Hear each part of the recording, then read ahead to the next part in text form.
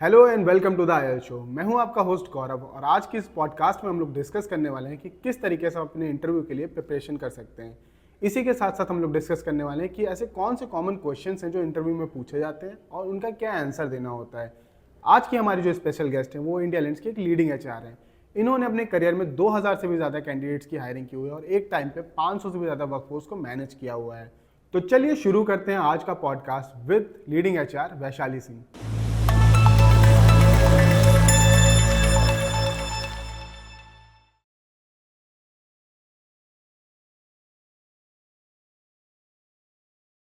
Hello Vaishali, welcome to the IELTS show. Thank you so much for inviting me. So I'm going to ask your favorite question. In fact, all the HR's favorite question. Tell me about yourself. All right. So I have 7 years of experience in HR. Plus, I've done some mixed roles in my previous organization. I joined India Lens as a talent acquisition person, and right now I'm currently looking into HR BP role, most of it, and also I have been pursuing my masters with the work. So people at India Lens have been kind enough to make it successful for me. So I'm doing my MBA executive from Faculty of Management Studies, Delhi University. So सबसे पहले आप अपनी journey के बारे में बताइए कि आपने HR को एज अपना प्रोफेशन क्यों चूज किया? Okay, so I did my psychology, master's in psychology, and then I wanted to go in corporates, and all of my friend circle was into clinical psychology or in other fields of psychology itself. But मेरा था कि मुझे corporate में जाना है. One of the fields were emerging were HR, so I went into that. So I started with recruitments then.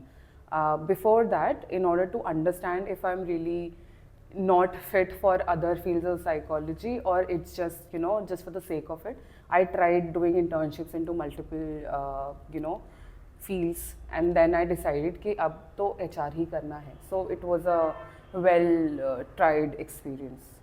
Right. So एक ऐसी क्या सबसे बड़ा चैलेंज आता है एज ए HR आपको फेस करना पड़ता है जब आप हायरिंग करते हैं या आप कंपनी के एम्प्लॉयज़ के साथ इंटरेक्ट करते हैं, तो सबसे बड़ा चैलेंज क्या होता है एक HR के लिए? So we deal with people, right? People are complex beings and everybody is too different. So you can't have the same conversation with with the people. Just for example, if I'm having a conversation with you, you are Gaurav, right? अब same मैं वाजिद के साथ नहीं कर सकती, तरुण के साथ नहीं कर सकती. It is a very different approach. So for a person to be able to adjust at all levels is one of the challenges we face with the employees as well as with the hiring as well. Recruitment में हर एक call different होता है हमारा, हर एक बात different होती है, हर एक pitching different होती है. तो that is something that we face a lot. But it's not facing, it's part of the job. But उसको जैसे for example I know you right, तो मैं अपने and I have seen you working, so I can adjust it कि हाँ गौरव को ये चीज़ें पसंद है. But if I am talking to a person over the call, I don't know the person, right? So to understand what attracts his attention for me to pitch a job to him is one of the challenges that we face. Right. So हर एक इंसान की personality को analyse करके उसके according अपने बात को उसके तक रखना, हाँ. ये बहुत ही बड़ा चैलेंज है आपकी इंडस्ट्री में. हाँ. तो अगर कोई एज अ फ्रेशर ज्वाइन करता है HR को, उसके अंदर ये चीज़ ऑब्वियसली ये सारी चीज़ें तो एक्सपीरियंस के साथ ही सीखने को मिलेंगी. हाँ. तो इनिशियल लेवल पे वो क्या कर सकता है अपने लिए कि हाँ जैसे कोई हायरिंग कर रहा है तो फ्रेशर है ऑब्वियसली, तो उसको क्या ऐसी 2-3 चीज़ें नोट करनी चाहिए एक एम्प्लॉय के अंदर कि हाँ अगर ये सामने से इंटरव्यू देने आ रहा है तो ये 2-3 क्वालिटीज़ इसके अंदर होनी चाहिए ताकि वो उसको आगे की ओर ले जा सके या उसका नेक्स्ट राउंड वगैरह लगा सके, शेड्यूल कर सके. So if somebody is starting off something in HR as a fresher, first of all, when you see whatever I'm saying, to find a right candidate, we need to make the pitch right, है ना? तो उसके लिए सबसे पहले follow the process. आपका एक standard process होता है recruitment का कि पहले आप screening करते हो, फिर short listing होता है call पे, आप उनको pitch करते हो. Then these are the processes of recruitment, right? So stick to that first, and later on when you have as many calls as like 100 something, आपको समझ आ जाएगा how to pitch a particular job. You can't pitch multiple jobs in the same way because our crowd is very different.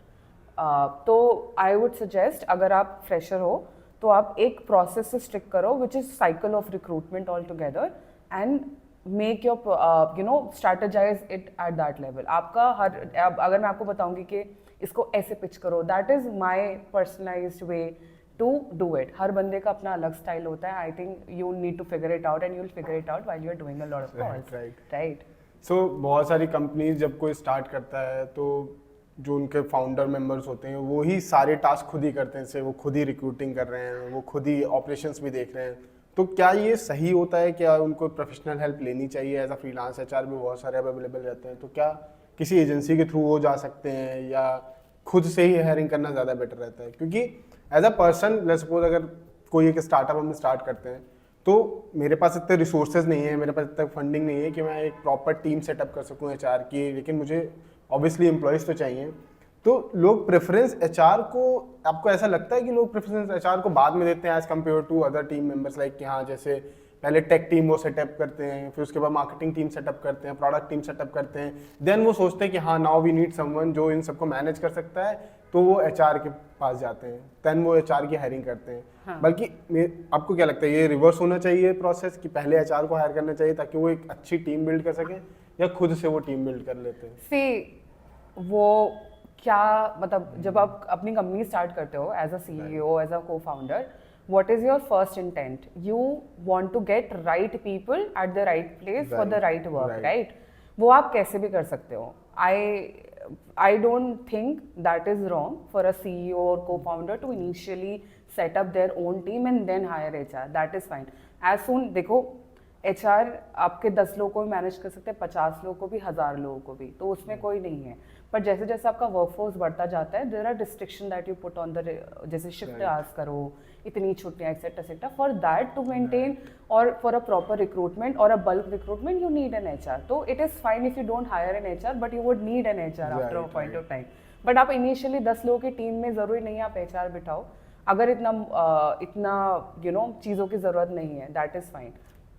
मतलब उसमें it's fine. You need to get right people at a right place. If you want to take a professional help, that is fine. If you don't, जैसे for example if you go to the gym, right, you do the right exercise for the right part of your body, it's fine. If you want to get a trainer, a professional help, that is also fine. तो both things are fine. बस आपको वो process आना चाहिए आपको जिसके through process आप आना हायरिंग कर चाहिए, सकते हैं, हाँ. तो वो आप सीख सकते हैं. Exactly. Right. Yeah. So I think it's a valid point because आज के टाइम पे भी बहुत ज़्यादा लोग कंफ्यूज होते हैं. पहले ही अपनी टीम सेटअप करने लगते हैं, अपना प्रोडक्ट नहीं स्ट्रॉन्ग करते हैं, अपना आइडिया नहीं स्ट्रॉन्ग करते हैं. उनको ये लगता है कहीं ना कहीं कि हाँ मतलब मेरे पास टीम नहीं है तो मैं इस चीज़ को एग्जीक्यूट नहीं कर सकता. बल्कि बहुत सारी कंपनीज ऐसी भी हैं जो छोटी सी टीम, 5-10 लोगों की टीम लेके भी एज अ स्टार्टअप स्टार्ट करते हैं और उसको स्केल अप करके ग्रो कर लेते हैं. सो इट डिपेंड ऑन आपका बिजनेस आइडिया क्या है, इंस्टेड ऑफ आपकी वर्कफोर्स कितनी है, आपने प्रोफेशनल हेल्प ली है या नहीं ली है. तो ये सारी चीजें As you depend grow, कर you सकती need to हैं. maintain some compliances, Right. statutory compliance होते हैं आपके, payroll होता है, operations होते हैं, आपको bulk hiring चाहिए होती है. तो that is when you do need HR, ये culture build करना है कुछ. तो अगर आप initial level पे हो, it is fine, but culture तो आपका शुरुआत से build होता है, right? So it is Company up to you if के you want to culture, hire. yeah. I will not say let's hire HR first, let's promote jobs, but in general, it's a fair view.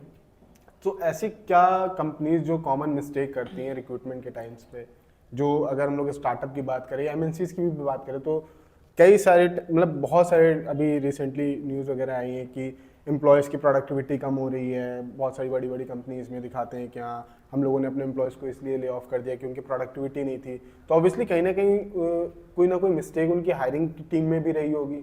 तो ऐसी क्या common mistake होती है कि जिसकी वजह से companies See, productivity. So when you hire a person, आप उसका जो भी उसने किया है वो एक पर्टिकुलर पीरियड ऑफ टाइम पे इवेल्युएट करते हो, राइट?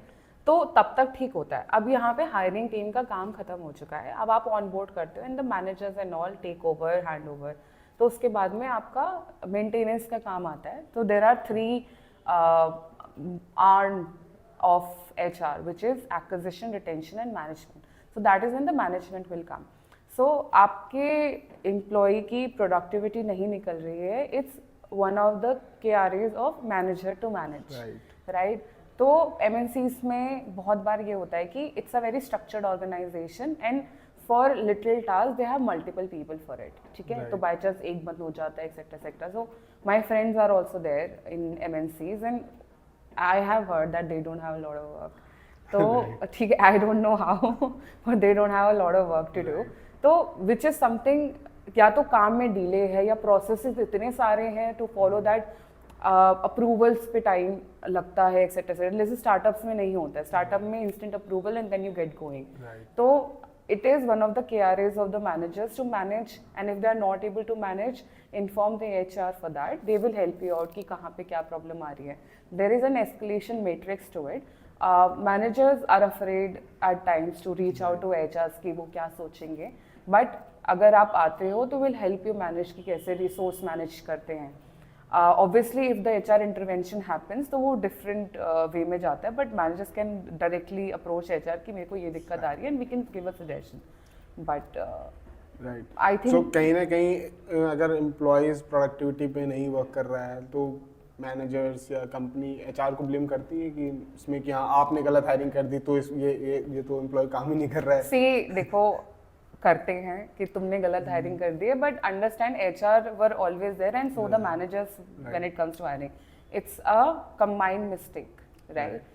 उससे कैसे काम कराना है, that is something the manager will do, but we also will be, I will not say कि फिर वो अगर वो बंदा प्रोडक्टिविटी नहीं दिखा रहा है, वो एम्प्लॉय प्रोडक्टिविटी नहीं दिखा पा रहा है किसी भी सेंस में, then yes maybe we need to change our criteria, we need to pitch a different in a different way and maybe look for another candidate for that matter कि इस level के candidate. So हमको भी थोड़ा idea हो जाता है कि manager के perspective से भी depend करता है, right? वो कैसे employees manage कर सकता है और कैसे level के manage कर सकता है. तो वो customization बहुत important है for us to understand. There are times when we have hired कि जैसे for example if you are a hiring manager and I tell you no go interview this candidate, you will get select, that person will get selected. तो I know what the person wants and there are times कि एक shot में वो select भी हो गया, और sometimes it happens कि महीनों इंटरव्यू चला है and the person did not get selected. But productivity related I would not say it's all HR's fault, but yeah right. So एक क्वेश्चन और है यहाँ पे कि जो महीनों भर इंटरव्यू चलता है किसी भी एक जॉब रोल के लिए, 10 राउंड 5 राउंड 12 15 राउंड लोग दे देते हैं. हाँ. तो क्या ये मतलब ज़रूरी होता है कि आप 10 राउंड या 6 राउंड 7 राउंड, ऑब्वियसली बात है अगर आप एक किसी रोल के लिए जा रहे हो तो कितने round of interview I think ज़रूरी है, या अननेसेसरी लोगों को स्ट्रेच कर देते हैं कि हाँ नहीं आप इनके साथ भी एक राउंड कर लो, इनके साथ भी 1-on-1 कर लो. तो क्या रिक्वायर्ड होता है वो चीज़? See every company has a different way to do a recruitment, ठीक है? कुछ कंपनीज में 3 राउंड में हो जाता है, कुछ कंपनीज में 1 में, कुछ में 15 में. Google is one of the examples. They have multiple round of interviews. I'll tell you why it happens. It's a relationship. ठीक है? For example, this is a marriage. You will not go for the first guy you meet. You go for multiple round of interactions with multiple people. So to understand what is the right fit, because it's a marriage, it's a relationship. Same आप Google का culture देखिए. Google के culture में if they are with the employee, they are forever with the employee, right? So this is what the relationship looks like, and that is why a lot of companies invest this much into the hiring process. That is why there are multiple interviews कि वो cultural fit है, क्या हमारे साथ रहेगा, forever रहेगा, etc etc. That is why a lot of companies have multiple round of interviews. बहुत सारे यंग जो वर्कफोर्स है वो 3-4 राउंड के बाद ऑब्वियसली गिव अप कर देते हैं कि अरे यार ये तो इंटरव्यू लेते जा रहे हैं, सिलेक्शन प्रोसेस नहीं है. तो आई थिंक उनको इस चीज़ को समझना पड़ेगा कि हर एक कंपनी का कल्चर है. हाँ.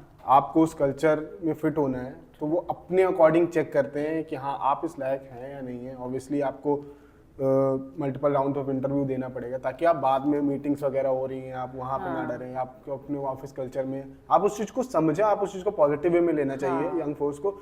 बल्कि आज की डेट में जितने भी जेनजीज हैं या यंग फोर्स जितनी भी आ रही है वो ये सोचती कि अरे 2 राउंड इंटरव्यू हो गया, 3 राउंड इंटरव्यू हो गया, 4, ये मतलब सिलेक्शन नहीं करना चाह रहे. उनके एक माइंड में परसेप्शन बन जाता है कि ये सिलेक्शन नहीं कर रहे, ये इंटरव्यू ही करते चले जा रहे हैं. तो आई थिंक ये गलत है. जेनजीज की तो बात मत करो. They are so focused on instant gratification that they do understand that process is also important.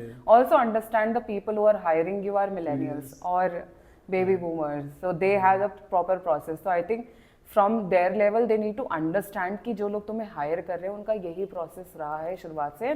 This is the intent why these many number of rounds are there in the first place. तो yeah, I understand instant gratification. आपका social media पे देख लीजिए 3 second की reel, 10 second की reel, उससे ज़्यादा attention है नहीं. तो I think we need to understand when it comes to work, it's not about instant gratification, it's more about a long-term relation that you may have with the learning and the growth in your career. Right. And यहाँ पे ये भी एक चीज़ है कि बहुत सारी companies जो हैं वो बोलती हैं कि हमें एक्सपीरियंस एम्प्लॉय चाहिए. हाँ. और फ्रेशर कहता है कि यार मुझे एक्सपीरियंस चाहिए तो मुझे तो काम पहले करना पड़ेगा. तो ये जो एक कॉन्फ्लिक्ट क्रिएट हो जाता है कि कंपनीज को एक्सपीरियंस एम्प्लॉय चाहिए, फ्रेशर को जॉब चाहिए तभी वो एक्सपीरियंस बन पाएगा. तो इस चीज़ को किस तरीके से सॉल्व किया जा सकता है, क्यों ये चीज़ इतने ज़्यादा कॉन्फ्लिक्ट क्रिएट कर रही है एक फ्रेशर और एक्सपीरियंस रिक्वायरमेंट? ऐसा नहीं है. A lot of companies will also मतलब hire interns and then you know, just for example we have done a lot of times that we have gotten freshers, college pass outs as interns. We have trained them and then we have offered jobs, right? A lot of companies have a different criteria for different jobs. एक जो task है वो एक experience ही कर सकता है.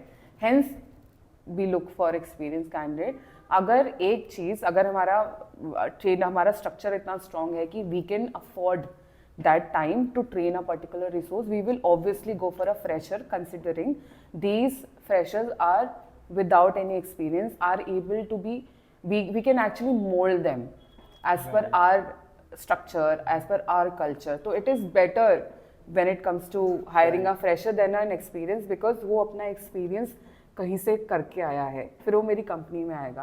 पहले तो वो अनलर्न करेगा जो वो करके आया है, फिर वो लर्न करेगा एंड देन फिर हमारे प्रोसेस की तरह रीलर्न करेगा, राइट? तो that is also the time that we invest. So we have to be very cautious कि अगर कोई काम हम ट्रेन करके करवा सकते तो that is a way better than getting an experience person on board.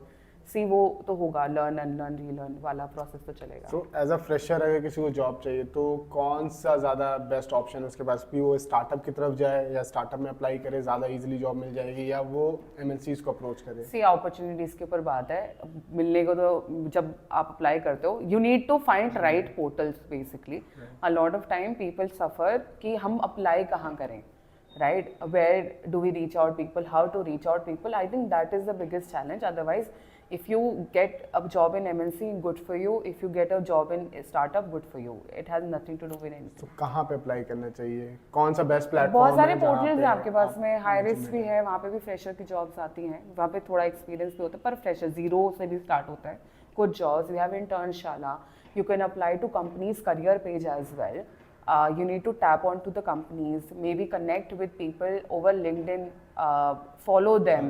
They will post. जैसे हम कोई पोस्ट करते हैं तो आप लोग लाइक करते हो तो आपका नेटवर्क पूरा दिखता है. Have that kind of a network. Maybe go become be part of placement committees wherein you get in touch with recruiters of the companies to understand what kind of people they would want to hire, talk to people. I think that is the best way to land a job. Have a network. Right. Initial level पे you can be part of multiple groups. बहुत groups हैं अब तो. सारे Instagram पे भी groups हैं. हर जगह every place is your right. And अभी भी रिसेंटली बहुत सारे जो कंपनी पेज हैं वो ऑब्वियसली जो स्टार्टअप है स्पेशली वो क्या करते हैं, वो इंस्टाग्राम पे बहुत सारी पोस्ट डालते हैं कि we are looking for this hiring, we are hiring for this particular job role.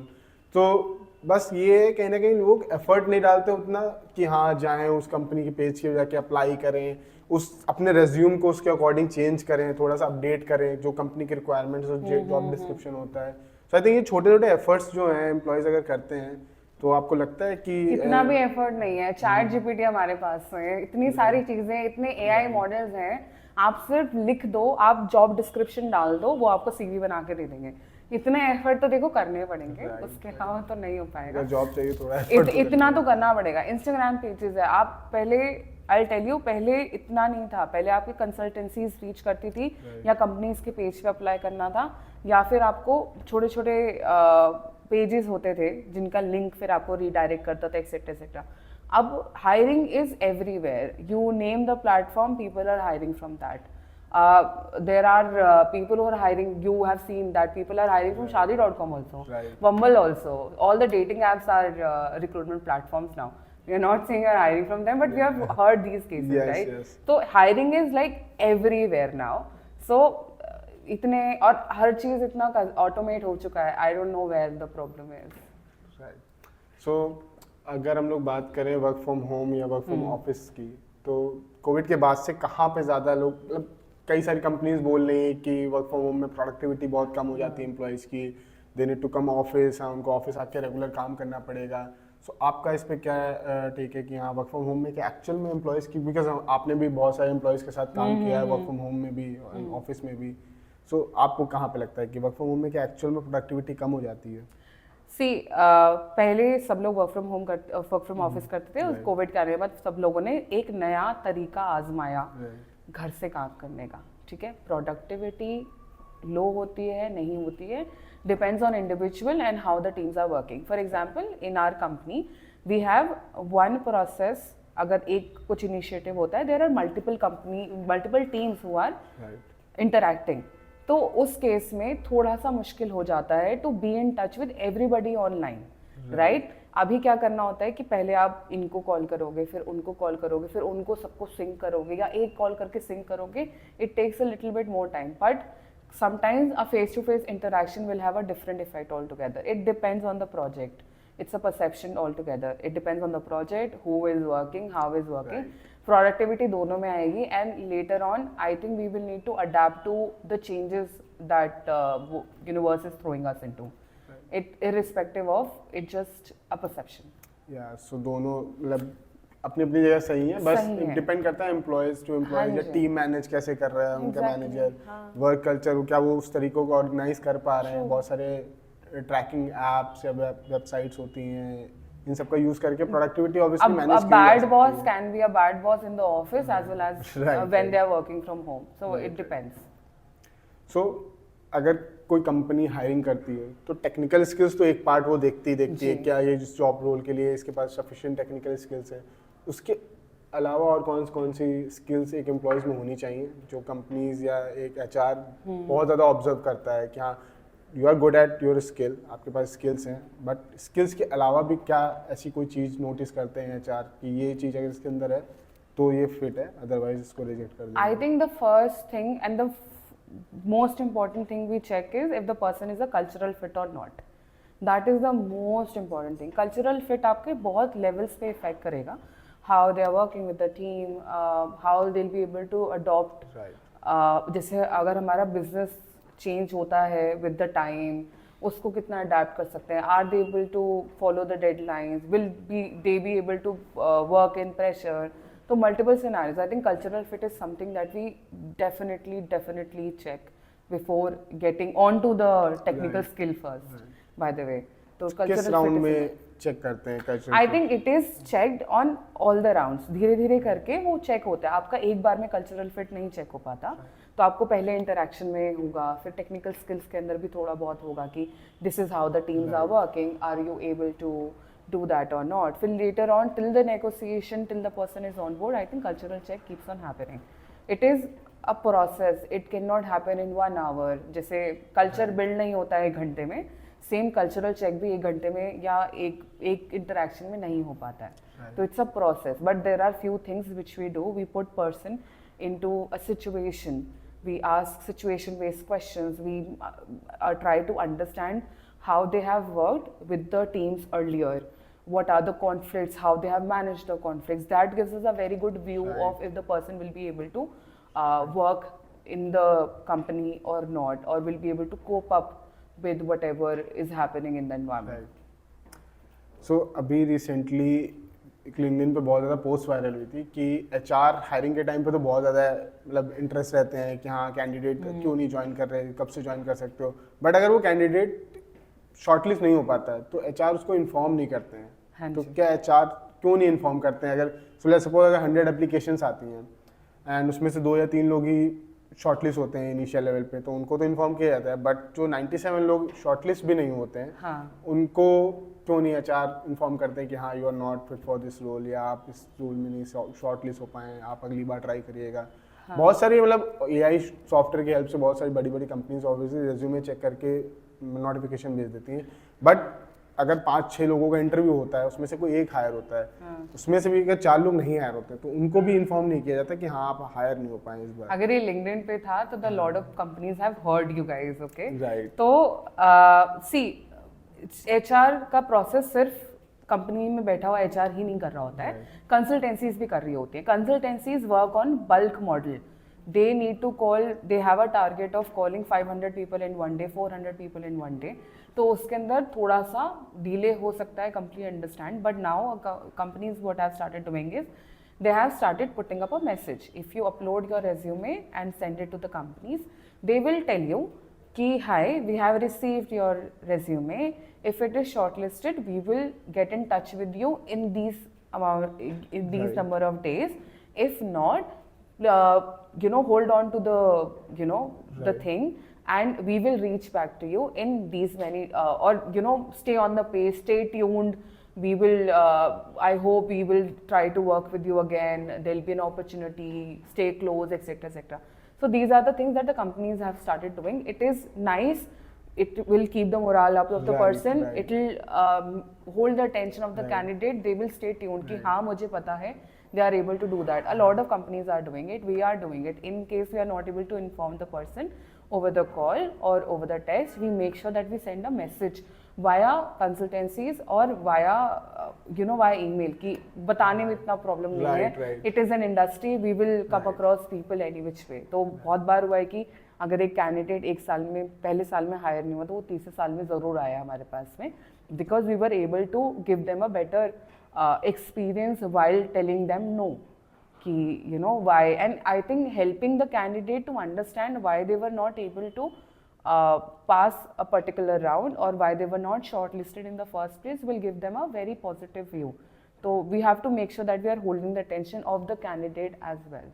I think it's a best practice जो सबको करनी चाहिए, जितनी भी बड़ी कंपनी हो, छोटी कंपनी हो, स्टार्टअप हो, कोई भी कंपनी है, ये प्रैक्टिस तो आई थिंक सबको इम्प्लीमेंट करनी चाहिए जी। कि आप अगर इन्फॉर्म कर देते हो जो लोग नहीं शॉर्टलिस्ट होते हैं, तो कहीं ना कहीं उनका मोराल भी अप हो जाता है कि हाँ चलो एटलीस्ट मुझे क्लैरिटी मिल गई यहाँ से कि मुझे दूसरी जॉब के लिए अप्लाई करना है। क्योंकि कई बार क्या होता है वो वेट करते रह जाते हैं 2 महीने 3 महीने कि हाँ इस प्रोसेस में कि हाँ लास्ट टाइम कॉल आया था, उन्होंने बोला था कि इंटरव्यू है आपका, अभी पता चल रहा है, अभी भी नहीं पता चल रहा है कि इंटरव्यू कब है। True. राइट, तो ये प्रैक्टिस आई थिंक सबको इम्प्लीमेंट जरूर करनी चाहिए। हाँ। कंपनी इसमें बहुत ज़्यादा एफर्ट्स मांगते हैं, एफर्ट्स लगते हैं, बस इतना भी नहीं लगता कि हाँ जितना लोगों को लगता है कि हाँ 10 घंटे लग जाएंगे, 20 दिन लग जाएंगे लोगों को एम्प्लॉय। हाँ। अगर आप शॉर्टलिस्ट कैंडिडेट को भी मान लीजिए आपने 10 कैंडिडेट शॉर्टलिस्ट किए हैं, रेज्यूमे आपके पास 100 200 1000 आ गए, तो उसमें से 10-20 ही कैंडिडेट शॉर्टलिस्ट होते हैं जिनका इंटरव्यू होता है, उसमें से भी कोई एक सिलेक्ट होता है, तो बाकी के जो 9 लोग हैं उनको तो एटलीस्ट ये इन्फॉर्म किया जा सकता है कि आप Sure. शॉर्टलिस्ट नहीं हुए हैं, आप दूसरी जॉब के लिए देख सकते हैं, या अगर हम Sure. लोगों की कंपनी में कोई दूसरा हाँ. रोल आता है जिसमें आप फिट होते हैं या दूसरी हायरिंग होती है जहाँ पे आप अप्लाई कर सकते हैं, तो we will inform you. True that. I think one of the suggestion I will give to the people who are looking out for a job and applying, I think it is seriously not just the job of HR to inform you if you have not gotten shortlisted, maybe follow up. They will definitely respond. And if they are not able to, then try to seek feedback from the person who has interviewed. If you have so many sources, go to LinkedIn, ask them where you have gotten wrong, maybe ask for a suggestion, etc. etc. You can do a lot of things यार, अब तो बहुत easy है चीज़ें। Very good, ये तो बहुत ही ज़्यादा ज़रूरी चीज़ थी जो कि एक एम्प्लॉय के लिए भी ज़रूरी है कि हाँ उसको अंडरस्टैंडिंग हो। एंड क्या एम्प्लॉयज़ भी इस चीज़ पे फॉलो अप करते हैं एचआर के साथ कि बहुत करते हैं, आपने लास्ट टाइम कॉल की थी, अभी क्या करते कैसे- हैं। कैसे? Very active people are there nowadays, if they are looking out for an opportunity they will follow up कि अच्छा क्या हुआ, अब क्या हुआ, अब क्या हुआ, अब क्या होगा, नेक्स्ट क्या होगा। They are very enthusiastic. तो उस चीज़ का कोई इम्पैक्ट पड़ता है उनकी हायरिंग पे कि हाँ, बिल्कुल अगर नहीं कोई पड़ता। employee वी आर बहुत ऑल्सो ज़्यादा लाइक, effort डाल रहा है, अरे 10 बार कॉल कर रहा है, मेरे तो को चलो कम उसको- एफर्ट डालने पड़ते हैं मैं उसको होल्ड ऑन करने के लिए। I know the person is already motivated, तो we will give them the answer like this कि हाँ अभी शॉर्टलिस्टेड है, इस कैंडिडेट इसका उनके पास में है, फिर इनके पास में इस स्टेप पे है। तो it is nice that it is a 2-way interaction now, it creates a better bond अगर वो नहीं शॉर्टलिस्ट भी होता है, कल को वो किसी और कंपनी में जाके एक्सपीरियंस होता है, मे बी मुझे उस चीज़ की रिक्वायरमेंट होगी तो मैं उसको जल्दी से अप्रोच करूँगी, and since we have already have a bond, तो it just gets easier, the process will get easier. So अगर कोई एम्प्लॉय हाँ जी। अपना नोटिस पीरियड खत्म किए बिना ही चला जाता है, तो उस केस में एचआर उसके खिलाफ क्या एक्शंस ले सकते हैं? See, first of all, I'll recommend talk if you want to go without serving a notice period. Please have your manager and the management on board with it, whatever could be the reason. It could be a medical issue, it could be a personal issue. Have the management on board. But usually companies like ours and multiple companies, they have absconding as a process. If you do not report to the company in particular days, you need to come. अगर आप बिना बताए भी जा रहे हो, आप notice period नहीं पे करो, ये इस केस में एब्सकॉन्डिंग होता है, आपका टर्मिनेशन होता है, आपका sometimes we do a notice period recovery as well, तो multiple scenarios, but I would say please आपने इन्वेस्ट किया है कितना भी time, please take your relieving letters, experience letter, काम आते हैं।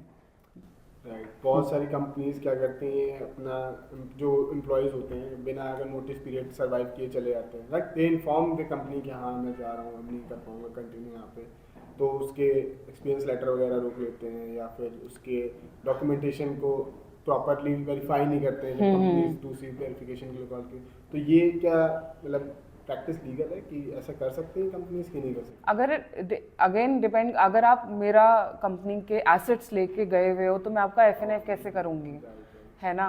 मैं मतलब, एंड ऑब्वियसली कंपनीज का, अगर आप एक डॉक्यूमेंट मैंने इशू किया है और सामने से वो वेरिफिकेशन के लिए आया, I can't say no to it, it's not, वो मैंने इशू किया हुआ है, राइट? तो मैं उसको मना नहीं कर सकती हूँ, it's a verified document all together. But आप मेरे एसेट्स लेके गए हुए हो, आप कंपनी का कुछ सामान लेकर गए हुए हो, कुछ अनसेड हुआ है etcetera etcetera, then you have to, we have to not give that full and final, और यू नो पॉज और hold on to that F, तो ये होता है।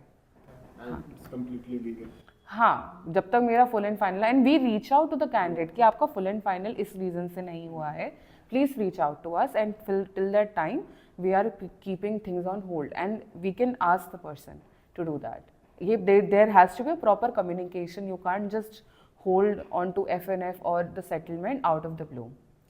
यहाँ पे एक एम्प्लॉय के लिए बेस्ट प्रैक्टिस ये है कि वो अपनी कंपनी से बात करे, अपने मैनेजर एचआर को लूप में रखे, उनको अपनी प्रॉब्लम्स को बता सकते हैं। एग्जैक्टली, अपना नोटिस पीरियड नेगोशिएबल कर सकता है कि आप अगर 30 डेज का नोटिस पीरियड तो आप 20 डेज से आ जाओ। have manager, HR management on board, and I think they would love to help you. If you have spent so many years or considerable amount of time in the company, I think everybody would want to help you. मतलब ये enemy नहीं वाला scene नहीं है। हाँ जी, तो यहाँ पे अंडरस्टैंडिंग बहुत इम्पोर्टेंट है। हाँ, कुड बी एनी रीजन, किसी के हेल्थ मेडिकल इश्यूज में कुछ नहीं कर सकते वो, आपको बस you have to make sure, but my point is कि अब्रप्टली जाने से बेटर है to inform people. I think that's the best practice. Just talk.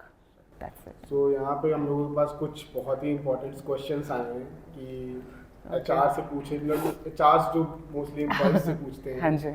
तो अब हम लोग उस चीज़ पे डिस्कस करते हैं। ठीक है। So one of the most common question जो आता है, हाँ। लोग बोलते हैं tell me about yourself। हाँ। As a HR आप पूछती हैं tell me about yourself, तो एक employee best answer क्या दे सकता है इस चीज़ का? I think start from basic. Don't tell me your name. ठीक है, I know when I'm talking to you what your name is. I think tell a very basic of where are you, where have you been, what have you been doing. I think उससे आप start करोगे. I will not say कि तुम्हें जो resume में लिखा है वो मुझे मत बताओ. आप resume में लिखा हुआ है वो बताओ. Because there are times when we are checking what you have done, आप उसी level पे same बता पा रहे हो. अब AI के ज़माने में we need to understand if the person who has mentioned things in their resume, do they know that? Right? Because उसको check करने के लिए मेरे पास में और कोई scenario नहीं होता. There are times when I'm checking the communication skills of a person, right? We need them to talk more.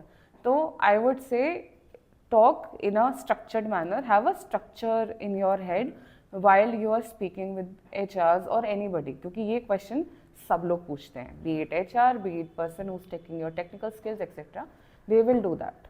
So I think have that structure in your head and then tell them everything, but keep it short and crisp so that the other person can pinpoint कि आप मुझे ये वाला part ज़रूर बताओ, right? I think facts check करते हैं basically, facts आपने check जो अपने करते हैं। resume में mention किया है कि आपने Exactly. इस project पे work What किया you have done and keep it very crisp. जैसे for example, if I say कि I have done recruitment, I have done team management, so the person will be like, what kind of recruitment you have done? So I think have that kind of a thing in your head. Short it, make it crisp and short. If you keep on going and going and going, it will just get bored for the person who's listening and will not be able to have a better conversation. Yeah. So it should be a short and A crispy. short and crisp one. Yeah. So the next question is, लोग पूछते हैं, बहुत ज़्यादा common question है ये कि अपनी strength and weakness बताइए, तो इस question का क्या आंसर कर सकता है?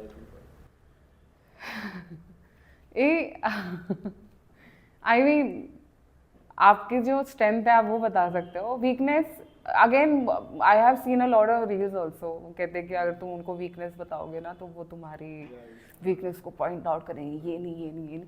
I think sometimes if you tell them your weakness, I think and you tell them how you are working on it, will help you और हेल्प द पर्सन कि हाँ ये ठीक है, आपकी जो वीकनेस है आप उस पर इम्प्रूवमेंट भी कर रहे हो. I think that is the best way to do it. आप स्ट्रेंथ बता सकते हो कि I am a people's person, I am good at interpersonal relation, I can work with teams, I like working with teams. Weakness में आप कुछ भी बताते हो, मुझे थोड़ा सा टाइम लगता है मैनेजमेंट करने में, टाइम मैनेजमेंट में there are multiple ad hoc tasks, but what I have started doing is I will first prioritize my list of tasks that I am doing first. जब ad hoc आता है I ask the person how important that ad hoc is, priority set करते हैं और उसके बाद में मैं फिर अपने टाइम टेबल पे या फिर जो भी मैंने स्केड्यूल बना रखा है उसमें करता हूँ. In case I am not able to do that, I ask my manager, ये मेरी लिस्ट है ऑलरेडी, ये मेरे एड हॉक टास्क है, आप मुझे बताओ इसको कैसे करना है. So this is something that you can make it more interactive, not कि बहुत दिक्कत होती है guys. नहीं, इसमें ये भी है, बहुत सारे लोग क्या है अपनी टेक्निकल स्किल्स को एज अ स्ट्रेंथ बता देते हैं, तो वो आई थिंक सही है या गलत है? कुछ सही गलत नहीं है. आपकी स्ट्रेंथ है, हर पर्सन का स्ट्रेंथ डिफरेंट हो सकता है, उसमें कुछ नहीं है. But if you are looking for a particular strength as an HR, तो you can put a person into a situation and ask कि how will you react to it etcetera, you will get to know. So instead of asking direct, tell me your strength and weakness, आप कोई एक scenario indirectly भी कर सकते हो, आप directly भी कर सकते हो, डिपेंड्स ऑन द. ये ज़्यादा बेटर वे है कि आप किसी भी इंसान की पर्सनालिटी को ज़्यादा बेटर तरीके से जान सकते हो, उसको एक सिनेरियो देके हाँ. उस सिनेरियो में वो किस तरीके से एक्ट करता है या उसका क्या जवाब देता है, वो बिल्कुल. ज़्यादा इजी है. हाँ. क्योंकि डायरेक्ट क्वेश्चन पूछोगे तो वो एक रटा आंसर भी दे सकता है, जो कि बहुत सारे लोग वीडियोस में बोलते हैं. बट एक सिनेरियो दोगे तो उस सिनेरियो में एक उसके पास सिचुएशन क्रिएट हो रही है. हाँ. कि अब इस सिचुएशन में मुझे क्या Exactly. करना है. I think- उसका कोई फिक्स्ड आंसर नहीं है, वो अपने- फिक्स भी नहीं है और ये पर्सन टू पर्सन डिपेंड करता है. Same goes for strength and weakness. Again there is not one way to ask a question, there could be multiple ways to ask a question because we are dealing with humans, they are complex. And I think यही एक बहुत बड़ा difference होता है एक beginner या fresher HR में और एक एक्सपीरियंस HR में, कि वो ये सारी चीज़ें बहुत अच्छे तरीके से समझता है एम्प्लॉयज़ को किस तरीके से ऑनबोर्ड करना है, True. एम्प्लॉय से किस तरीके से इंटरेक्ट हाँ. करना है, ये सारे. It is with all the fields, it's with all the fields. आप फॉर इंटर्न मार्केटिंग लाके, फ्रेशर मार्केटिंग लाके उसमें और एक AVP मार्केटियर में बहुत फ़र्क होगा. Same goes with HR only. So next question is, how did you handle your responsibilities in your last job? ये एक बहुत ज़्यादा कॉमन क्वेश्चन है. Okay. जो HR पूछते हैं एम्प्लॉय से कि अपनी लास्ट जॉब में आपने किस तरीके से अपनी हाँ जी. रिस्पॉन्सिबिलिटीज को हैंडल किया था. हाँ. तो इसका क्या एक एम्प्लॉय आंसर कर सकता है? I think you can start with how, what has been your responsibilities so far, and what you have done. For example, if you have a team if you have a team, how you have managed the team all together. मतलब multiple चीज़ें बोल सकते हो उसके अंदर. ये बहुत ही ओपन क्वेश्चन है. Again depends on what kind of a job that you are interacting with. अगर तुम्हारा टीम मैनेजमेंट का ही जॉब है, अगर आप मैनेजर के लिए अप्लाई कर रहे हो तो उसमें टीम मैनेजमेंट कैसे किया है, तुम खुद के टास्क कैसे करते थे, टीम कैसे मैनेज कर सकते थे. Depends on the designation. It's a very open ended question, but I think keep it crisp and so that it's easier for the person to understand what you have done. because बहुत always क्या होता है resume में जो चीजें लिखी होती हैं लोग वही बोल देते हैं कि I have done this in my last job role या हाँ। I have worked with these people जो ऑलरेडी रिज्यूमे में मेंशन कर चुके हैं हाँ। उसी चीज को लोग रिपीट कर सकते हो, but it is up to the HR as well to probe a little bit कि अच्छा ये कैसे किया है। जैसे again I can put a situation into it कि अगर ये वाला टास्क आए तो आपने कैसे आगे एग्जीक्यूट किया है, प्रोजेक्ट्स कैसे किए हैं। It could be, it can go in either वे।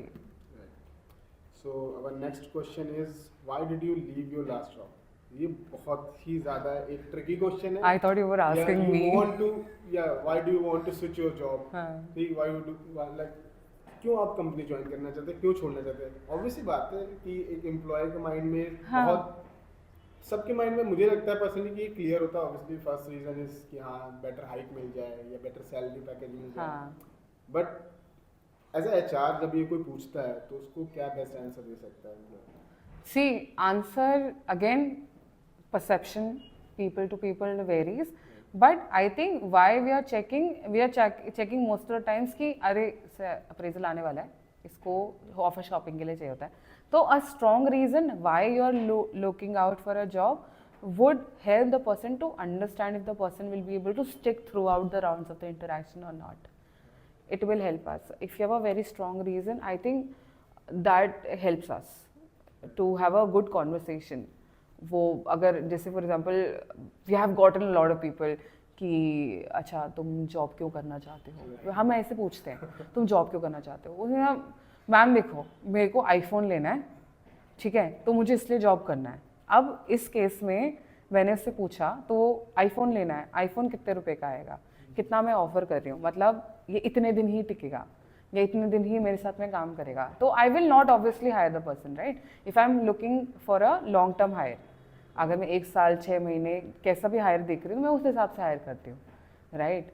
तो पर if a person is coming in कि मुझे सिर्फ आईफोन खरीदना है, मैं तब तक ही हुआ, वो सामने से बताया तो I will obviously not hire. But if you have a strong reason why you're looking out for a job, it helps with the rounds of interaction and also the purpose to join us. Most of the time एक common answer जो उसका लोग देते हैं कि I am looking for growth, मेरी company में growth stuck हो गई है, हाँ। चेंज करना चाह रहा हूँ, आई have scene better opportunities in your companies. But deep down के एचआर को पता चल जाता है ये सारी चीजें कि हाँ ये सिर्फ बेटर सैलरी पैकेज के लिए आ रहा है। देखो पता भी चल जाता है, वी प्रोब अ लॉट कि अच्छा ग्रोथ कैसे नहीं मिल रही है, and we communicate that to the POCs as well कि देखो ग्रोथ के लिए देख रहा है। So for example, if I'm checking, if XYZ person is checking the technical round of interaction, taking a technical round of interaction, we tell them the person is looking out for a job because of a growth. So the person will understand the organization structure from a technical perspective. कि इसमें ये था ये था ये था, and वो उस हिसाब से भी प्रोब करते हैं कि आप ग्रोथ के लिए दिख रहे हो आपकी कंपनी में ये वाला पार्ट तो आपने नहीं किया ना। तो मल्टीपल चीज़ें होती है इसके अंदर, वो पूरे ऑल थ्रू उसमें होता है। एंड ग्रोथ के लिए कर रहे, it's a very common cliche answer, but you need to prove the candidate कि क्या ग्रोथ नहीं मिल रही है, किस लेवल पे। तो could be a growth in salary, could be a growth in designation, work wise manager, मतलब मैनेजमेंट में होता है, टीम नहीं मिल रही है, मल्टीपल सिनेरियोज हो सकते हैं। So you need to be specific कि हाँ मुझे को ग्रोथ नहीं मिली, बट इस सेक्टर में इस segment में स्पेसिफिक growth भी नहीं हो मिली सकते है। हो, आप अच्छे से बता भी सकते हो। एचआर्स कैन ऑल्सो प्रोब कि एग्जैक्टली क्या है ग्रोथ। एक छोटा सा टर्म है, उसको यू नीड टू अंडरस्टैंड कि what is it actually. Right. And बहुत सारे जो मल्टीपल गैप्स हो जाते हैं लोगों के सीवीज में, तो एचआर पूछते हैं कि आपका इतना ज़्यादा गैप क्यों हो गया, या आपने बहुत शॉर्ट टर्म में बहुत ज़्यादा जल्दी जॉब स्विच मार दी है। तो इस केस में क्या इम्पैक्ट हो जाती है उनकी हायरिंग की। अगर कोई एम्प्लॉय उसने साल भर में 2 जॉब चेंज कर दी है, 3 जॉब चेंज कर दी हैं, तो क्या यहाँ पे एक एचआर को दिख जाता है कि हाँ ये बहुत अनस्टेबल एम्प्लॉय है, ये टिकेगा नहीं है, जल्दी स्विच कर रहा है। अगर बहुत ज़्यादा स्विचेज हैं 2-3 मंथ्स 4 मंथ्स तो थोड़ा सा आता है दिक्कत, ठीक है। But again depend on what profile are you hiring for. Also it after COVID everybody has become so sensitive which we like कि we would want to give a chance to the person to understand what were the reasons of them looking out for a job. And people, the candidates have become so aware, if they are changing the job, they are writing the reason on the CV. I have changed this because of these things, etc. मतलब वो हर job के बाद। तो I think things are changing. I don't think that has started impacting the hiring anymore. Screening wise, I think you need to put right keywords in your CV, right work and right job that you're applying to. I think people are very sensitive now. बहुत ज़्यादा अब इस चीज़ का impact नहीं है इतना कि आप impact बहुत नहीं है, but again if you're changing job very frequently, that will have an impact. But if you have changed 1 or 2 times, so that is 1 or 2 times or whatever is acceptable number in the industry, I think that is fine. तो ये एक तरीके की myth बना दिए लोगों ने, because अभी भी अगर बहुत ज़्यादा एक्सपीरियंस कैंडिडेट से बात करो या एक्सपीरियंस एम्प्लॉयज ऑब्वियसली कॉर्पोरेट में बात करो, तो ये डर आता है कि इतनी जल्दी जॉब मत स्विच करो, रिज्यूमे खराब हो हाँ, जाएगा, ये सब क्योंकि अब you need to experience the company. अगर आप 2-3 महीने में छोड़ रहे हो कंपनीज, तो it doesn't give a very good impact कि 2-3 महीने तो समझने में लग जाते हैं आपका खुद का काम और company, and then you start working on it. तो इसलिए वी गेट कि अगेन शॉर्ट टर्म हायरिंग नहीं करते हैं एचआरस, राइट? तो that is why we get just so aware. So next question is a kind of funny question. So where do you see yourself in next 5 years?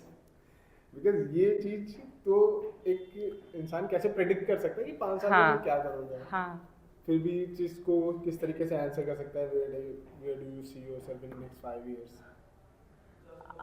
I think अगर आप 5 साल का नहीं सोच सकते तो 1 साल का बता दो. मतलब आप अपने हिसाब, वाई आई डोंट अंडरस्टैंड. सी, अगर मैं आपको 10 साल का पूछ रही हूँ पर आपके पास 10 साल का प्लान नहीं है, आप मुझे बता सकते हो कि मैं अगले 1 साल में ये करना चाहता हूँ. You can customize your question, you can ask people कि यू नो मुझे उसका नहीं पता, मुझे 1 साल का बता दो. मैं आपको मेरा 1 साल का ये प्लान है, क्योंकि मैंने इतना लंबा नहीं सोचा. I am still in the early stages of learning and growth and you know my career. तो you can always tell them. आप अपने हिसाब से कस्टमाइज भी करवा सकते हो सामने वाले question. I don't know why people don't ask such questions. तो you can answer as per that. वो आंसर पे फोकस करने लगते हैं इंस्टेड ऑफ क्वेश्चन. आप प्लान अपना चेंज करते हैं. हाँ, पहले क्या होता था, लोग 35-40 इयर्स तक एक ही जॉब में काम करते थे. वो क्वेश्चन वहाँ से चलता हुआ आ रहा है. अभी थोड़ा सा डिफरेंट सिनेरियो है. You look for multiple things when you join an organization. तो I think you can always customize कि हाँ मुझे 10 साल का नहीं पता, मुझे 2 साल का पता है, मैं ये करूँगा. Can I tell you that first? उसके बाद जैसे जैसे हम काम करते जाएंगे, आई टेल यू मैं 10 साल में क्या कर रहा हूँ. तो very nice answer. I think ये बहुत ही बड़ा एक रिलीफ है उन लोगों के लिए जो कंफ्यूजन में रहते हैं. 5 साल का कैसे बताते हैं, अभी तो पता नहीं खुद Exactly. 5 महीने भी टिकेंगे कि नहीं हाँ. टिकेंगे, क्योंकि ऑब्वियसली एम्प्लॉय खुद ही एक प्रोविजन पीरियड में होते हैं. उनके अंदर खुद को एक डाउट होता है कि यार अभी जी. ऐसे तो नहीं, प्रोविजन में ही चले जाएंगे बाहर. 5 साल का प्लान पहले पूछते हैं, हाँ. तो क्वेश्चन को कस्टमाइज कर सकते हैं. कर सकते हो आप. You can always, it's not कि आप चेंज कर सकते हो अपना question. You don't have to ask that like कि मेरे को ये नहीं पता, मैं ये बता सकता हूँ. This is also acceptable. So our next question is, why do you want to work for our company? हाँ. इस चीज को क्या आंसर कर सकते हैं? बिकॉज सबका स्टैंड क्लियर होता है कि हाँ मुझे अगर इस इंडस्ट्री में जाना है तो ये बेस्ट कंपनी है. फॉर एग्जाम्पल टेक कंपनी में जाना है तो ये बेस्ट टेक कंपनी है, या मार्केटिंग में जाना है तो ये बेस्ट क्रिएटिव एजेंसी है. तो हाँ, तो तुम वो बता दो ना. अगर ये क्रिएटिव एजेंसी है तो इन्होंने क्या क्या काम कर रखा है, मैं इतने क्लाइंट से एसोसिएटेड हूँ कि मुझे इन क्लाइंट्स के साथ में काम करना है. This is just to check how much the person has read about the company, what the person has liked about the company. It is any which way to check if the person will stay and what is the strongest reason to join us. That is the only way, that is the only thing that we check, nothing else. यहाँ पे थोड़ा सा homework आप homework करो ना company. आप इतना, so you are also joining a relation, right? तो वही है कि आप किसी को ज्वाइन कर रहे हो and obviously you will not say कि मैं सिर्फ 2 महीने के लिए ज्वाइन कर रहा हूँ. अगर तुम 1 साल के लिए भी ज्वाइन कर रहे हो, understand what the company does. It is just and it is all about your career as well. तो आप ग्रोथ के लिए, इन सब चीज़ों के लिए आप ज्वाइन करके देखो कि आप पहले से होमवर्क करके रखो कि लोग करते क्या है, ये क्या क्या करते हैं. You can always multiple scenario, जो लोगों के साथ तुमने इंटरेक्ट किया तुम्हें वो भी बहुत अच्छे लगे, they can help you with the career and all. You can answer anything in it, but it has to be तुम खुद को सच्चा फील करना चाहिए, उसके बाद करना. Otherwise there is no point. अपने जो भी इंस्पिरेशन है, अगर आप उस कंपनी से इंस्पायर हो, सपोज अगर कोई बंदा है वो गूगल से इंस्पायर हो गया, तो ऑब्वियसली वो ये बता सकता है कि आई एम इंस्पायर्ड कि आपने ये पर्टिकुलर ऐप बनाया है या पर्टिकुलर आपने सेगमेंट कुछ भी, anything. इम्प्रेस हूँ मैं इस चीज़ से, मुझको इस चीज़ का पार्ट बनना है, तो इस वजह से मैं आपके join पार्ट कर रहे हो या फिर आप इन क्लाइंट से एसोसिएटेड हो, आप इस लेवल पे काम करते हो, आपकी एजेंसीज बहुत क्रिएटिव है, मुझे आपकी मार्केटिंग टीम बहुत अच्छी लगती है, I want to be part of it so that it helps with my career. There could be multiple scenarios and there is no right और wrong answer. That I think that is something that helps other people. तो ये सारे जो questions हैं, अब इसमें एक बहुत बड़ा क्वेश्चन ये आता है कि ये सारे क्वेश्चंस डिफरेंट लेवल पे चेंज हो जाते हैं. जैसे सपोज अगर कोई एसोसिएट लेवल पे अप्लाई कर रहा है, कोई असिस्टेंट मैनेजर पे अप्लाई कर रहा है, कोई मैनेजर पे अप्लाई कर रहा है, कोई सीनियर मैनेजमेंट पोजीशन के अप्लाई करना है, हाँ. तो सब में ये क्वेश्चन कॉमन रहते हैं या सबकी पोजीशन के अकॉर्डिंग चेंज हो जाते चेंज होते हैं, इंसान चेंज हो रहा है. आप एसोसिएट थे, आप डिफरेंट एक्सपीरियंस डिफरेंट माइंडसेट से आए थे, फिर आप और लेवल अप करते हो, फिर लेवल अप. तो जैसे आप बदलते हो वैसे आपके आंसर्स भी बदलेंगे. Again we are dealing with humans, we are humans, we will change, we will keep on changing. आप जो 1 साल पहले थे वो अब हो नहीं ना, सेम ऐसे आपके एस्पिरेशंस चेंज होते हैं, what you look forward to. It's just so हम लोगों का नेक्स्ट राउंड है एफएक्यू सेशन, जहाँ पे क्विक आंसर्स देने हैं हम लोगों को. ठीक. ओके. सो जॉब इंटरव्यू में कैंडिडेट की तरफ से कौन सी कॉमन मिस्टेक्स होती हैं? I think they are not able to portray what they have done. I think again what I have mentioned earlier, I think having a good script or a structure in your head of what you have done, I think that helps. What are the pointers that the other person is looking? Go through the JD clearly and see कि क्या क्या वो मांग रहे हैं. I think if you portray that in the first go, I think that is the best way to go for it. सो एक HR को कितना टाइम लग जाता है ये समझने के लिए कि ये कैंडिडेट कल्चर फिट है अपनी कंपनी के लिए या नहीं है? देखो, मैंने पहले ही बोला है, it depends on the person who is hiring and depends on the person you are interviewing. बहुत बार होता है कि पूरा राउंड ऑफ इंटरेक्शन लेकर फिर हमें कल्चरल फिट समझ आता है, कभी कभार होता है हमें एक कॉल पे समझ आ जाता है. Again both ways, the person who is interviewing, the interviewing, दोनों पे डिपेंड करता है. तो यहाँ पे बाकी के फीडबैक्स भी इम्पोर्टेंट बहुत इंपॉर्टेंट हो जाते हैं जी. हाँ, क्योंकि कल्चरल फिट जो है सिचुएशन वाइज हम कर सकते हैं, but there are times when the technical person will also come कि यार ये नहीं कर पाएगा जिस हिसाब से मैं प्रेशर पुट कर रहा हूँ, because they are the people who are working with. So salary increment या प्रमोशन के लिए अगर अप्रोच करता है एक एम्प्लॉय, हाँ. तो अभी तो बहुत ज़्यादा लोग ये प्रैक्टिस करते हैं कि हाँ अपना पहले कहीं और अप्लाई किया, वहाँ से ऑफर लेटर लिया, देन आपसे आकर डिस्कस कर रहे हैं कि हाँ मेरी सैलरी बढ़ा दो. तो इस चीज़ में कैसे एचआर डील करते हैं कि अगर कोई सैलरी इंक्रीमेंट के लिए अप्रोच कर रहा है या प्रमोशन के लिए अप्रोच कर रहा है? हाँ, ये बहुत ब्रॉड क्वेश्चन है. इसमें बहुत सारे एस्पेक्ट्स आ जाते हैं कि आप कौन सी प्रोफाइल में हो, क्या कर रहे हो, कौन से लेवल पे हो, इंक्रीमेंट्स कंपनी में कैसे होते हैं. तो ये बहुत बड़ा क्वेश्चन है, मतलब बहुत बड़ा ब्रॉड आंसर होगा इसका भी, क्योंकि ये क्वेश्चन ही बहुत ब्रॉड है. सो इंस्टेड ऑफ कि अगर बात करें कि बिना ऑफर लेटर लिए वो इस चीज़ को डिस्कस करता है, तो क्या उस चीज़ में उसके लिए माई पॉइंट इज कि why do you need to go out and ask for that? why do you need to go and ask for an offer letter, then approach your manager? If you have some apprehensions, talk to your company first. You don't have to go out and it doesn't give a very good impression of a person, right? आप perception ही change कर देगा, perception change कर देते हो कि देखो मेरे को नहीं, समटाइम्स इट फील्स लाइक देखो मेरे को इतना मिल रहा है, तुम इतना दे रहे हो क्या? It doesn't look nice. अगर तुम्हारी रिलेशन अच्छे हैं कंपनी में, अगर तुम्हारी बात अच्छी होती है, तुम्हारा मैनेजर अच्छा है, approach them first. I think I would suggest that. And I think खुद को भी पता होना चाहिए कि मेरी वैल्यू इतनी है कि मैं अगर आप समझ लो See, there are multiple ways to understand your value within the company, outside the company, in the industry. There are multiple ways, but I would suggest this is the best practice if you want to. If you are looking for a hike, पहले तो increment discuss हुआ है नहीं हुआ है उस पर भी डिपेंड करता है. नहीं हुआ है तो आप बता सकते हो मेरी एक्सपेक्टेशन इतनी है, एक्सेट्रा एक्सेट्रा. तो again broad question. Sensitive situations में ले ऑफ या जब किसी एम्प्लॉय को टर्मिनेट किया जाता है, तो उस टाइम पे एचआर इस चीज़ को कैसे हैंडल करते हैं? See, sensitive situations में since you are dealing with people, you need to be again very sensitive. You need to understand the person, how their life will change. So when you are communicating this, you are communicating a change in their life unannounced.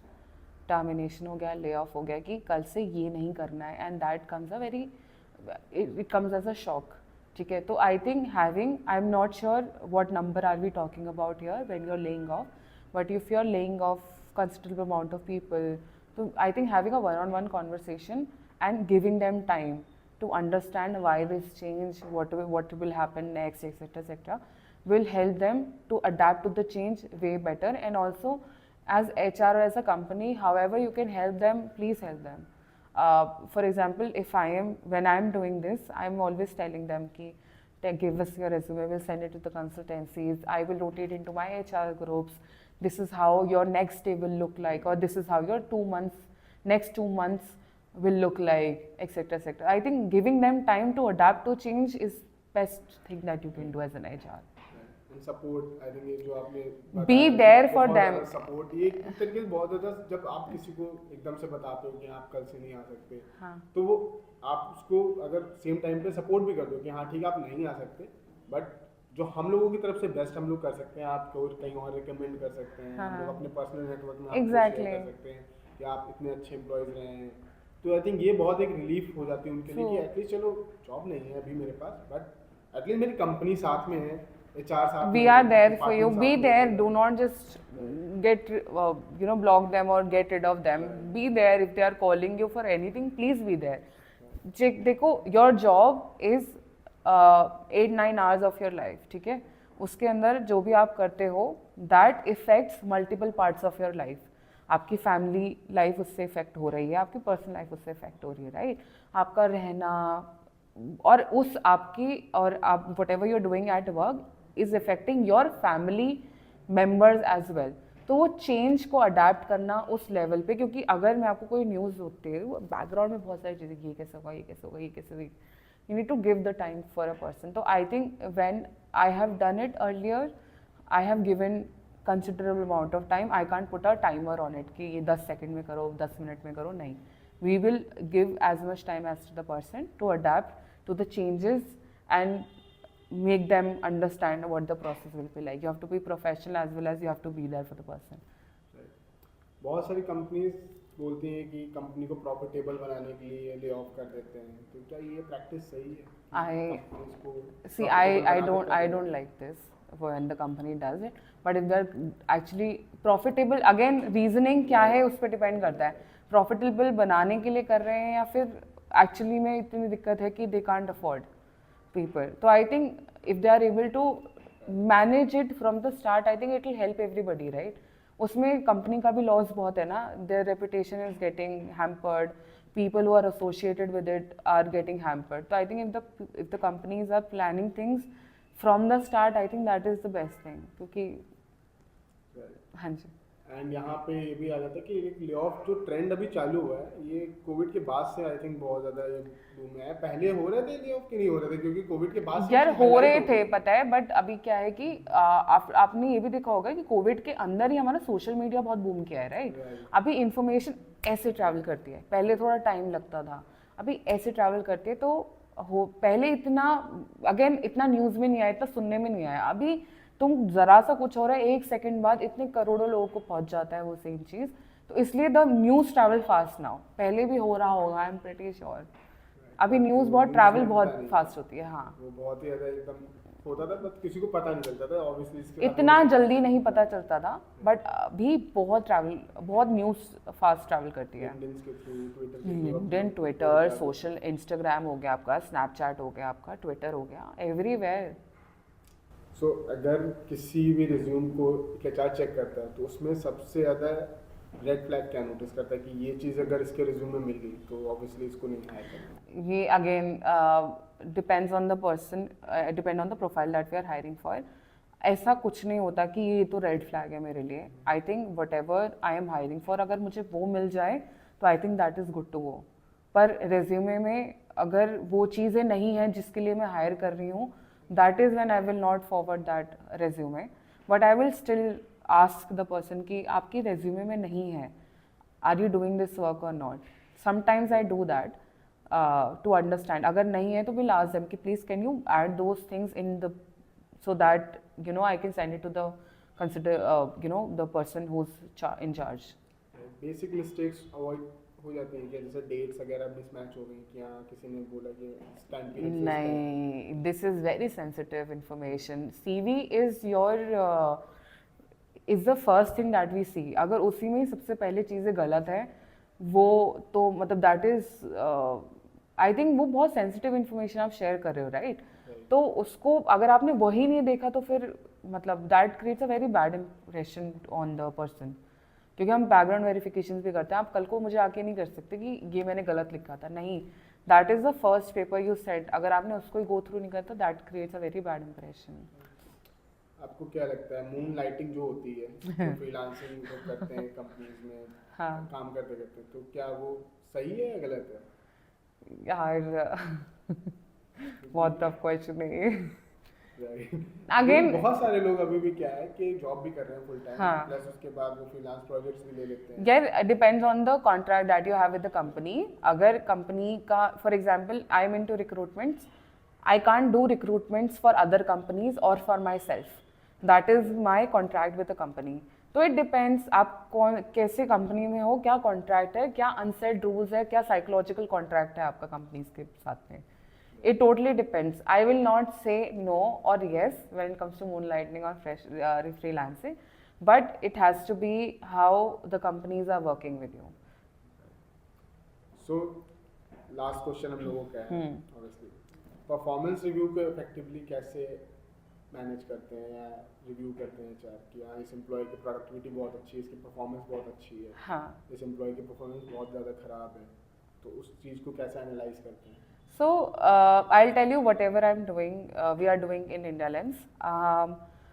अगर आपका manager आके बोलता है कि ये बंदा बहुत अच्छा काम करता है, तो we just do not stick to that because we are working with multiple teams. We take the feedback from everybody. It's a 360-degree kind of a thing, and then multiple levels पे वो same चीज़ check होती है. So we do not go just by the word of manager. 360 views होते हैं, आपके colleagues होते हैं, आप जिन डिफरेंट मैनेजर्स के साथ में काम करते हो उनका व्यू भी बहुत इंपॉर्टेंट होता है for us to understand how you are as a person holistically with the team, within the culture itself, with other people. So I think that is how we do it. कोई ऐसा standard operating process नहीं है कि हाँ ये 360 degree view हुआ ना, standard process होता है वो, हर कंपनी में हर होता कंपनी है, करती है सारी कंपनीज करती है. Most of the times a lot of companies follow that. कि डिफरेंट मैनेजर से इंटरेक्ट करना, आपके हाँ. मैनेजर का ओपिनियन, आपकी टीम का opinion. And this is not कि ये एक ही महीने में होता है या उस टाइम पे. It's a ongoing process that happens. 360 view is an ongoing process, वो होता ही रहता है. तो परफॉर्मेंस, लेट्स सपोज किसी एम्प्लॉय की परफॉर्मेंस बहुत ज़्यादा अच्छी है बट उसका कम्युनिकेशन नहीं इतना अच्छा है, तो उस केस में क्या उसके लिए Communication as in how? Are you talking about they are not able to email better or they are not able to tell the person better? नहीं, in terms of behaviour like यहाँ वो बहुत ज़्यादा interact नहीं करता है employees के साथ, बहुत ज़्यादा मतलब इंट्रोवर्ट है, बहुत ज़्यादा आइसोलेट रहता है, हाँ. बट उसका काम अच्छा है, तो उसको परफॉर्मेंस में और इस चीज़ का कोई रिलेशन है कि आप जितना देखो, लोग इतने- बोलते हैं if you are into the corporate you have to be very representative, आपको बहुत अच्छे से बात करनी आनी चाहिए, हाँ. आपको बहुत ज़्यादा नेटवर्किंग की ज़रूरत है, लोगों से मिलो, बात करो, तो ये क्या मतलब एक्चुअल में रिक्वायर्ड है ये चीज़? देखो, अगर कोई बंदा बहुत अच्छा परफॉर्म कर रहा है and is little shy and not able to interact, but if it is hampering his work, so there are ways to do that. We have a lot of activities, team engagement होता है, there are multiple ice breaking sessions that you can do with the person. तो वो introvert by nature है या फिर just because he doesn't feel comfortable talking, इस पे भी डिपेंड करता है. बाय नेचर होगा तो कुछ चीज़ें कर सकते हैं, but if it is hampering the performance और द वर्किंग इन्वायरमेंट और the collaboration in the company, that is when we can do it. अगर बंदे का नेचर ही ऐसा है तो I don't think we do that.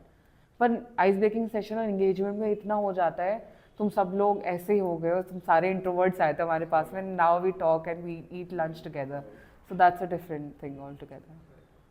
So yeah, that's it. ये था हमारा आज का Finally. Podcast and to be very honest बहुत सारे क्वेश्चंस के आंसर मुझे मिल गए जो कि मेरे खुद के लिए बहुत ऑब्वियसली हेल्पफुल रहेंगे. हाँ जी. And thank you so much for being here and it was Really nice to talk to you. तो ये था हमारा आज का एपिसोड जिसमें हमने जाना कुछ इंपॉर्टेंट इंटरव्यू टिप्स के बारे में, कॉमन मिस्टेक्स के बारे में और कुछ इंटरेस्टिंग FAQs के बारे में। तो अगर आपको ये एपिसोड हेल्पफुल लगा हो तो इस वीडियो को लाइक करें, अपने फ्रेंड्स एंड कलीग्स के साथ शेयर करें एंड ऐसे ही और इंटरेस्टिंग पॉडकास्ट के लिए इंडिया लेंस के चैनल को सब्सक्राइब करें।